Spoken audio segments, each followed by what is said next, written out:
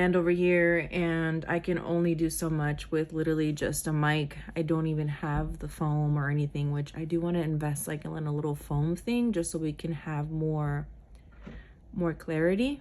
So you heard it. Now I'm gonna scare myself because I have my headphones on. I'm gonna be thinking that somebody's like trying to get in the door this whole time. Thankfully, it's daytime, so I'm not too freaked out. And my knife is somewhere in here, but anyway, that's neither here nor there.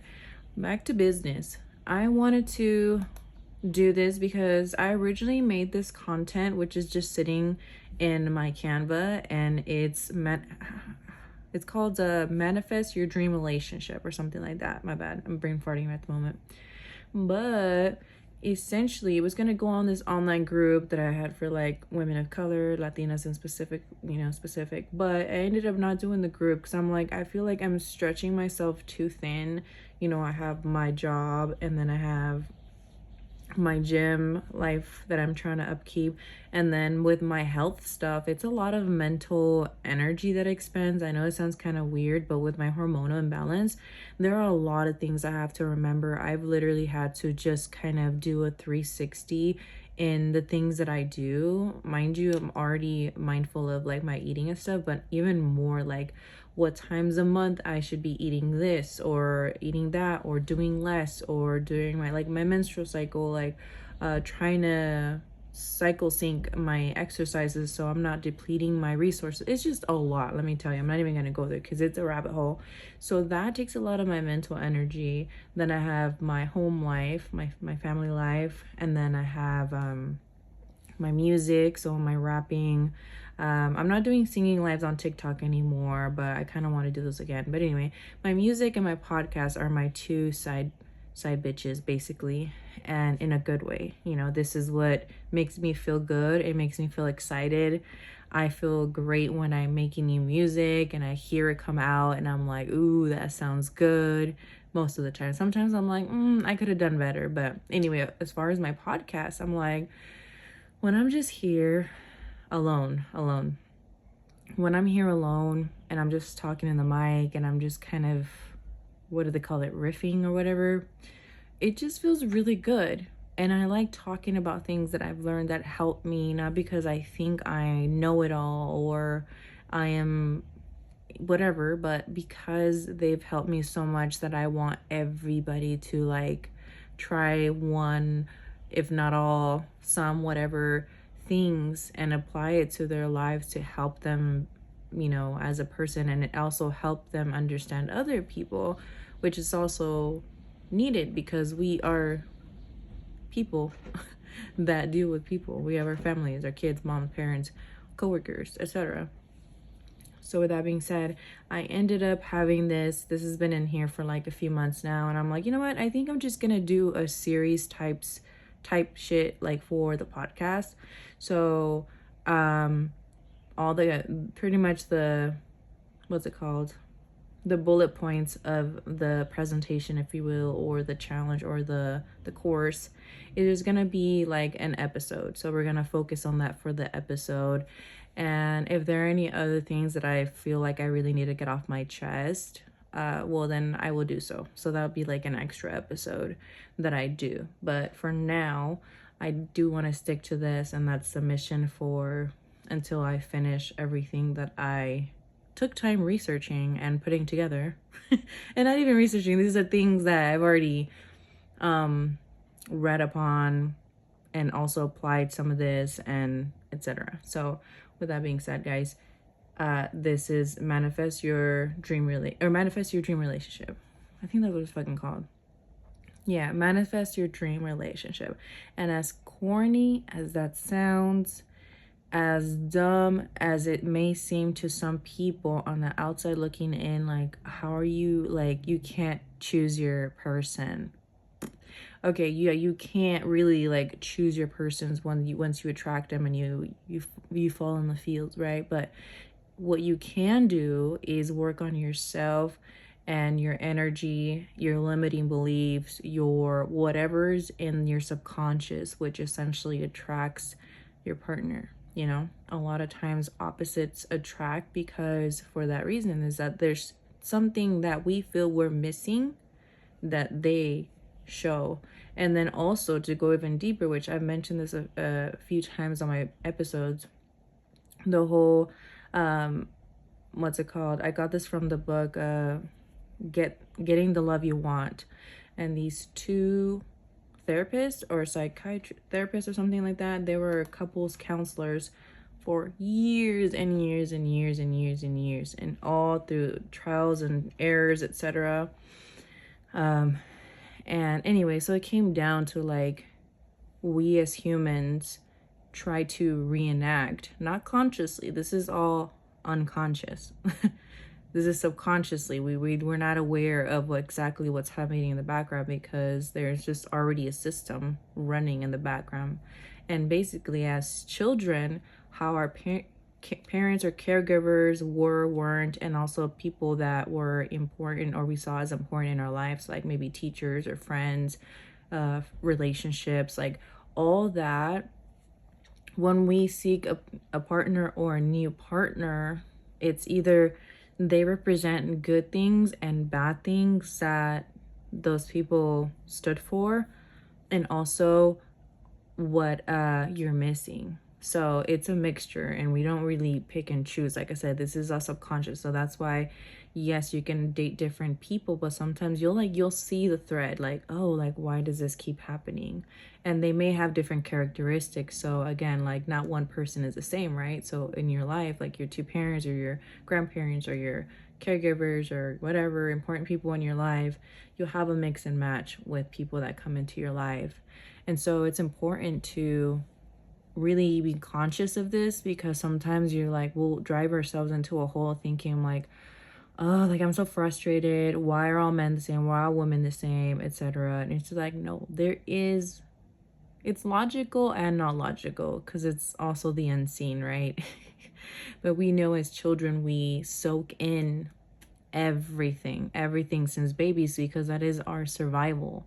We have to get a sense of the world, how things work, how to get fed, aka crying, things like that, tantrums, how to, all these little things we learn when we're just babies. So imagine all this information. We have no idea what's going on when we're born, and then we grow in that conditioning by the people who raised us, the people around us that mean something to us or play big roles in our lives. That is all running in the background. Okay, I want to make that clear. That is running in the background. So if you think you're gonna go on with your life and just diddle daddle, whatever the fuck's called, dilly daddle, whatever the fuck. I'm sorry. Dilly lally. What? You know what? I'm just gonna fucking stop. I'm gonna leave that in there. Anyway, so we're not just gonna get away with it, because sooner or later it catches up. And it's better to be like, when something catches your attention, once you learn about this, it is important to like, all right, what the fuck are we doing? What's my patterning? What's my background? What are my limiting beliefs? So you can grow from it, because otherwise you're just gonna be running into a wall here and there, or you know what I mean? Like, nobody escapes, like, whatever it is that happened as children. Nobody escapes that, ever. Like, that's just, it's in you. You can forget about it, but it's still in there, right? Anyway, moving on. So with the first one, I'm gonna start with embracing self-love, right? And you're like, oh, I thought this is gonna be about manifest your dream relationship. Yes, of course. And what does that start with? Your dream relationship doesn't start with another person. It starts with the self. It starts with the self, because we are the person, obviously, that we're feeling, are thinking, etc. So we're ultimately attracting that person. So first and foremost, we have to handle what's here to get what we want from out there, right? Attracted. And excuse my chair. By no means is everything going to be perfect. But I mean by dream relationship is just something as far as someone that is willing to put in the time, somebody who is willing to take the time to understand you and listen to you, and yes, and be willing to meet you halfway. This is the dream relationship. It's not all rainbows and butterflies. It's not like, oh, I'm never gonna have a fight, I'm never gonna doubt this relationship. Trust me, it'll happen even if it's your dream relationship, even if they have everything you want.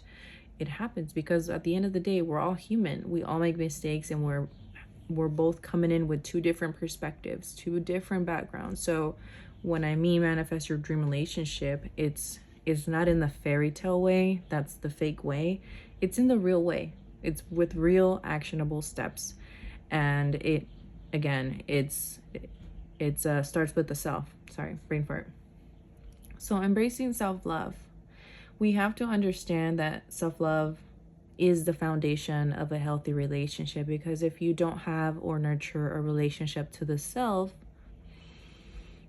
it's just kind of putting it out in the universe that you don't want that. If you don't take time for you, you don't love you, where in the hell is somebody like, and you might actually get that, because there are people who get people that love them so much and do so much for them, and it's like the person that they always dreamed of or they love, and guess what happens more often than not?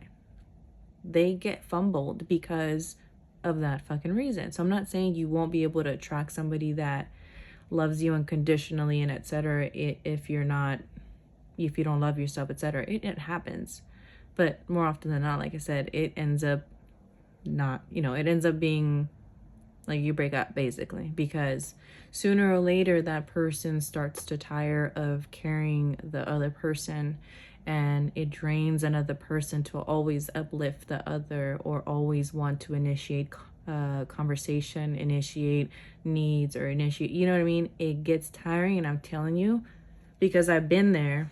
Oh my God. I'm sorry. Anyway, I had a brain fart. I'm over here DJing. Anyway, so yeah, essentially I've been there, and I'm telling you that I don't think I'm the best shit in the world. I had my mistakes, but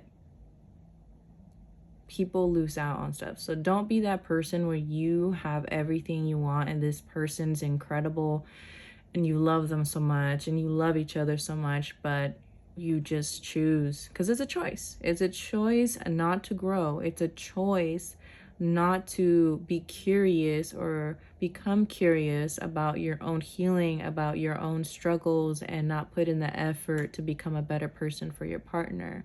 That is so, like, I want to say unfair, but that is the biggest, how do I put this? Not the biggest slap in the face, but it's like the biggest, like, I don't know, just being so, where the fuck is the word? I can't think of it right now. But imagine just having your partner be everything and try, be a good person and love you and compliment you and do this and that.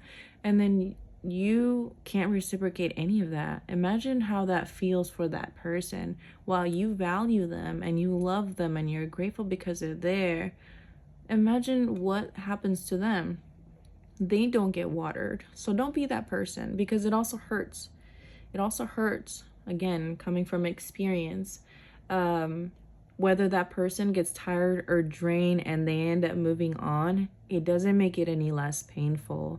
You guys could have grown and had something beautiful. And when you share years together, that shit's hard. You know what I mean? And it can be prevented. So self-love is the foundation of a healthy relationship. There is importance in self-care emotionally, physically, and mentally. Again, what do you like? How do you love yourself? What do you do to be healthy emotionally, physically, and mentally? Do you work out? Do you walk? And I don't mean you have to be like the hottest shit, the fittest shit, but you have to care about yourself. Care about your physical well-being, which contributes to the way you think. Also, the way you eat also contributes to the way, I think I just said that twice, but the way you think. So taking care of yourself. Self-care is not TikTok scrolling, by the way, newsflash. Hold on, I'm trying to move my little camera over here because anyway, I am recording. So if you're hearing this on the podcast, just know I'm not crazy. It's just I'm recording so I have content for TikTok. Okay. You have to let go of self-criticism and embrace compassion because the journey of self-love ain't easy, especially when you have had no real sense of real love in the outside world, especially if you had a really rough upbringing. The concept of love or loving yourself and going through the steps, it takes work on doing that. So just even if you feel frustrated, just breathe and know it's just a day at a time. You can't rush this shit, okay? All right. You honor your needs. You honoring your needs because that sets the foundation of other people honoring your needs. And I'm not saying other people won't try it, other people won't test you, but that for you to water that plant will mean that you are sure in yourself and you're like, no, I got to do this for me.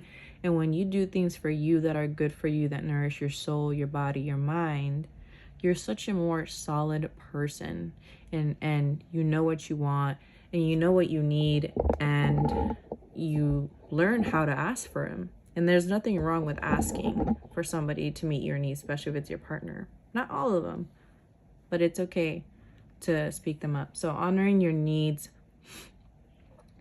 is like the breeding ground for your future partner or your partner to do the same, right? And then me first. You can't pour from an empty cup. Okay. I know too many people, and me myself, sometimes I get carried away.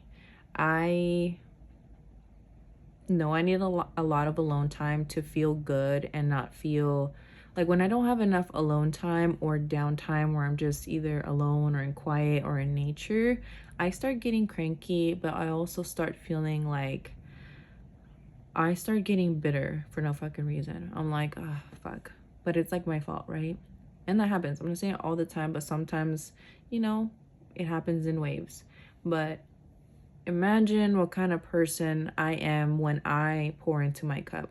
When I go meditate and I go get my nature time, my sunshine, or I get my coffee at my favorite spot. It used to be McDonald's, but fuck that place. Now it's a Cafecito here in Riverside. And so when I do that, I feel good. I feel good that I treated myself, and not necessarily like financially, but I nurtured my soul. I honored my needs. And because of that, I'm able to give more. I'm able to be more present and less irritable. Like, for example, something that normally wouldn't annoy me with my man or my children, mostly child because I mostly have one, it's just a lot better when I feel good, right? So you have to make that your priority. Even if you have kids, even if you have a partner, and if you have a partner that doesn't respect that, then that's not good, and that needs to be talked about, period. But yeah, make time for it because oh yeah, I was saying, like, even if you have kids, they say, oh no, I can't do that, I have kids. That is like one of the biggest lies, and I hate hearing that because, like, you have time. If you have time to veg out for TV, which, newsflash again, not really news, but everybody fucking watches TV, or they scroll on TikTok, or scroll on Instagram, or on Pinterest, or this and this and that. I'm like, you have time. Now it is up to you to use it wisely, okay? Your kids are not preventing you from you doing your self-care. Even with like a newborn, like, you can find little pockets of time, like when they're taking a nap. Okay, take a nap if you're tired. But okay, for the next nap, guess what you do? You're like, okay, I'm just gonna do a little quick meditation or breath work. There you go. Nothing crazy. That's all you gotta do. Or when they go to sleep, maybe you do music like me. All right, I'm gonna use this 30 minutes or an hour before, after they go to bed, and I'm gonna write, or I'm gonna finish this song. Like, it's not that hard. Yeah, maybe you won't be able to do it as like 100%, but that doesn't mean you have to not do it, right?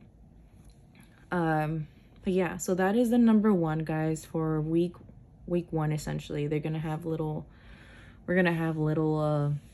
I'm just forgetting all words, period today. But yeah, today's topic is embrace self-love, and that is like not number one, but yeah, number one in real life, and number one in this little series. There we go. I finally remembered the word. So remember to just honor your needs. Take care of your body, your mind, your soul. And start seeing as self-love just the first step in having a healthy relationship, your dream relationship, because it can happen. And again, speaking from experience, I've been through multiple long-term relationships, and I'm not saying I haven't had my doubts. Not my doubts, but just issues, I guess. Because when I got my dream person, I was like, oh, everything's gonna be great. Like, we're just matched so well, and we're just never gonna fight. Okay, no. We don't fight ugly. Okay, but all couples argue. All couples will have misunderstandings, miscommunication, all kinds of shit. That's normal, but that doesn't mean it's not right for you. If your person is trying, if you're trying, trust me, you're already way better off than a lot of people. I wouldn't say most relationships, but a good portion of relationships are one-sided or tóxicos. There's a couple of tóxicos, tóxicas. But yeah, just start little. It doesn't have to be anything crazy. Set your time aside, whether it's once a week, ideally once a week, a couple times a month. Go have a coffee by yourself. Take a break from the kids. Get your wusa. Do your meditation. Go hang out with your friends. It's okay to hang out with your friends, guys, by the way. I don't know. Sometimes couples, like, they get weird. I'm like, oh, we only hang out with each other. I'm like, that's okay, right? If you do, but like, if you think it's bad to hang out with other people, then that's where it goes wrong. Because I want to be with my man all the time, not gonna lie. And so, but he still does his thing, and so do I. So that's healthy, guys. Make time for yourself. Make time for the things that matter to you. Make time for the things that make you feel better, so you are better for yourself and better for other people. And especially if you're trying to call in a good person for you, you have to be a good person too, bitch. Period. You know what I mean? You can't be calling, oh, I want the man of my dreams, but I'm a fucking toxic ass bitch, or I get angry, or why should I care because they're just gonna cheat anyway, or just why should I do this? No, that kind of thinking is not gonna get you anywhere, honey. So that is your homework, guys. Next week or the following week, whenever I post another one, I'm not gonna lie, I'm going to try to be more on point and weekly like I used to be, but it's taking some time, but bear with me. And welcome to the relationship series, aka Manifest Your Dream Relationship. And yes, that's including if you already are in a relationship. You could bring this up with your partner. Yeah, listen to this podcast together, learn some things, learn about each other. And number one, guys, my number one book on relationships so far is Getting the Love You Want. Look it up. It's such a good book. If you don't like reading, listen to it on an audiobook because it will change your life. And right now I'm doing the Inner Work book. I actually got it from TikTok. I'm actually going to read it some more over the weekend, maybe today, maybe tomorrow. I will keep you guys posted. I'm already liking it. So I already like it. And if I learn any tips along the way, I'll make sure to share them with you. Okay, guys, that is all for today. Don't forget to rate the show. Please give me a rating. Comment any thoughts on Spotify. Share this on your Instagram, your Facebook, wherever you share your shit. Share that. And yeah, that's all I got to say for now, guys. Until next time.